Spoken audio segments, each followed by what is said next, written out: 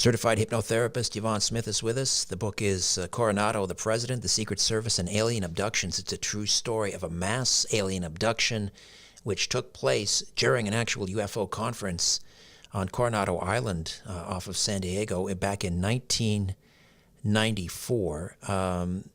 Yvonne will be appearing at Contact in the Desert and the part of the Women of Ufology panel happening Friday, May 31st. From 8:30 a.m. to 10:05 a.m. Pacific. And again, the link for Contact in the Desert is in the episode notes for more information and for tickets. So all six, was that the total, the number of abductees? Six, and all were members of SIRO? The six were in the one Hotel Village Inn. There were a dozen altogether. A dozen, wow. Dozen altogether, yes. And all participants in the Close Encounter Resource Organization? Yes, because they, as I mentioned earlier, they caravan down to the island. They're excited about going to the conference together and meeting other experiencers, possibly from other parts of the country. But we don't know it yet. There may have been other people that were also abducted that we don't know about. There were a couple of people after the book came out that I was doing a show, and the person emailed me after the show said, I may have been there, but he did take further steps to try to find out for sure. I think he was nervous about doing a regression. So there was another person. So there may have been a couple of them there were a couple of them that I heard from, but there may have been more. And like I said, it's difficult for people to come forward and talk about this. They probably have these half memories that they're not sure about. But unless the person reaches out and takes that step of wanting to explore, they're left with their conscious memory, and many people do have conscious memory, but there is always more to it. There is always more information that comes forward, I have found, during the regression sessions. The dozen that were taken aboard that we know of that were also participants in SIRO, are they all lifelong contactees or experiencers? Oh, yes. That's the thing, Richard. It is a lifelong experience. This abduction experience usually starts in very early childhood, will follow the person throughout their life, as well as family members. It is intergenerational. So when I interview someone, I will ask about their grandparents, their parents, their children, if they have children. It just goes down the line. And, I'm always honest with them that when many of them will ask me, can I stop this? Yvonne, can you stop this? I don't want to, have this happen. And I wish I had that power, but I said, I don't. And even when the experience will lay dormant, sometimes for years, something else will happen at some point. And they're often caught by surprise, but that's why when they ask me that question, can we stop this? I tell them, once you're in this program, in their program, they're going to have something for you to do. I have people in their late 70s and 80s asking me, what do they want with me now? I can't give them sperm. What do they want with me? And I tell them, I said, they will have something for you to do on the craft. And they do. So these are lifelong experiencers. Was there anything different about, aside from this being a mass abduction and they're recognizing some of their, colleagues from SIRO or fellow experiencers, aside from remembering and recognizing them on board this craft, was there anything else different about this abduction compared to their other lifelong experiences? Well, the medical examinations still happened. Um, but what's obviously very, very different is that they were taken together. They did see each other on the craft, which it happens every once in a while when someone is regressed, and then they'll see, well, they'll see a friend, they'll see a neighbor, they'll see a family member quite often. But with this, because there were so many people and all staying on the island at the same time, that's what made it so different. Um, yeah, that it was, but the information came out slowly. It wasn't like, oh, I was abducted. Nobody says that. No. They don't feel well. You know, um, they think maybe something happened, but unless you come away with a triangle, or something on your shin, blood on your pillow, someone can remain with those half memories for a very long time. The abductee that had the implant, was that Miranda? No, it was Alice. Alice. Okay, tell me some more about that. This was on her shin. This was on her shin, her left shin. I have another case of the brothers, Jesse and John Long. Jesse came away from his childhood abduction with an object on his shin, left shin.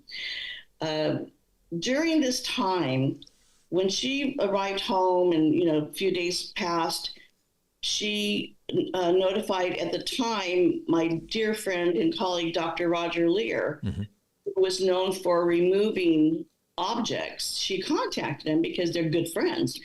And he did x-rays on her. There was something there. All that's in the book. There was also the x-rays, the pictures of it. And she decided to have it removed by Dr. Roger Lear and a colleague.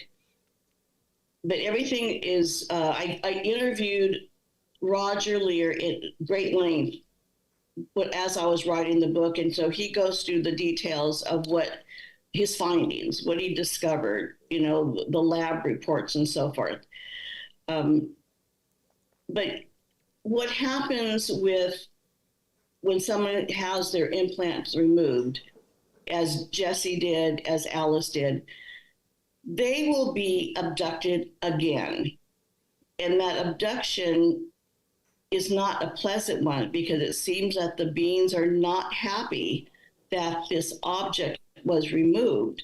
So they will implant the person again, and usually in an area where the doctor cannot reach it easily, say very near the brain. So for many, many years, I recommended people not having them removed unless it's causing them pain or discomfort. Because as I discovered how these subsequent abductions happen, they're going to abduct you. They're going to implant you, and really, many times you don't even remember until maybe later. So I don't recommend the removal of these objects. And we don't know if years down the line this is going to cause health problems. It doesn't seem to at this point, but we still don't know. The Hotel del Coronado has an interesting history, and hence the subtitle of the book, The President, the Secret Service, and Alien Abductions. Bill Clinton, tell me about Bill Clinton, the timing of his visit to the Del Coronado in relation to this UFO conference. Oh my gosh, that was a big surprise. We drove up, and a few of the SIRO members, as they all drove up, separately, Melinda in particular described in her chapter pulling up and seeing all these black SUVs. And she's thinking, oh my God, what is this? She parked near the Del Coronado, and she was walking in because she wanted to. That was the night before the first day. She wanted to register and get her badge and so forth. And then she starts seeing these men in suits and earpieces and sunglasses, and she actually panicked. She actually thought, "Oh my God, they're here for us. They're going to question us. They're going to detain us." She panicked. But she was told at the hotel that Bill Clinton was going to be there to do a speech during that weekend. But the island was swarming with Secret Service. As you know, they go ahead of time and they look for everything and look through everything to make sure that the president's going to be secure. But what's very strange, I found out later, much later, one of my friends, a lawyer, said to me, this is really strange. Usually when the president is going to be at a certain venue, they will move and push other activities back or ahead.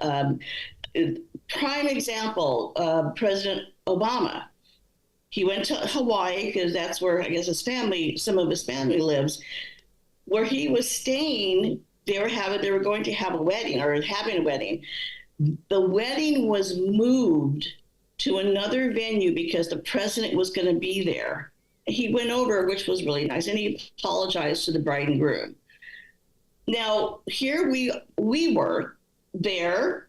We had this plan for many, many months, the UFO conference, and yet we were allowed to have the conference. We weren't told, okay, you have to postpone this, you have to find another date or another venue. And so my friend said, he goes, I find that to be really strange, and especially with the subject matter. So, they knew we were there. I remember walking around the lobby of the Del Coronado, and I had my badge, and it said UFO, whatever the title was of the conference, UFO conference, my name, and I see, they were walking in pairs, basically walking, like you could clearly see the earpieces, and I thought, wow, wonder what they think. It just was strange that we weren't booted out because that weekend because of the president. So there could be a lot of implications for that, but I have no proof about. Right. Well, he is interested. He stated publicly a number of times his interest in the UFO issue. That was apparently one of the first things that when he took office, he asked, was it Carl Hubble, I think, who later served on his staff, find out who killed Kennedy and do they have UFOs or alien bodies somewhere? Absolutely. There's a picture of